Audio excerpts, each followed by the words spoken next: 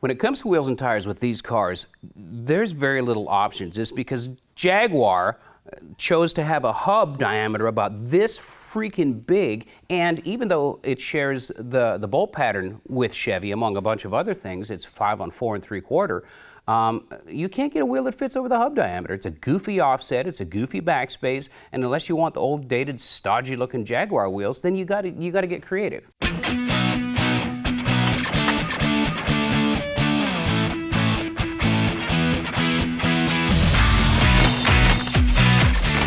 To make the Corvette wheels work, we need adapters, and in this case a set of hub-centric aluminum adapters with a 174mm bore spacing to fit over the Jaguar hub and a lip to center the wheel.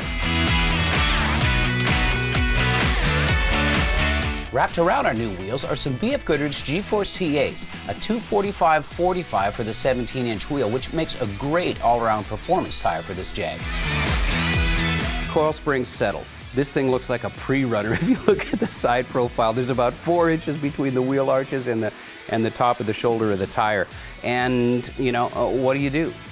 You get the saw. It's going to settle a little bit, but you got to think, we removed 350 pounds off the nose of this thing by pulling that stupid boat-anchored V12 out of there. So even with a lowering spring, we're going to have to do some adjustments. And the way you do them with a fixed coil spring is by trimming the coil spring itself. So that means the spring has to come out. Again, not a job I wanted to do, but it has to be right.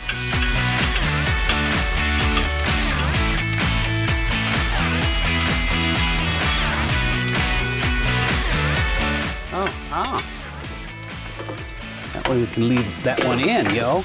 There it comes. With the spring mounted in a vise, I cut off a coil into half. And it goes back in the car.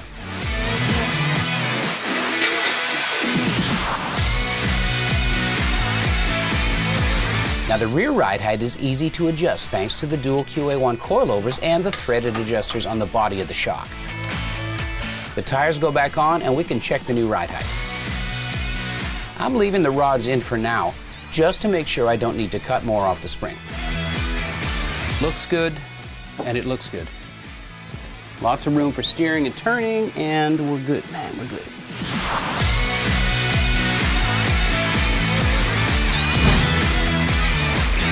It took a little work, but now with the ride height set and the new tires and wheels on the car, it looks perfect.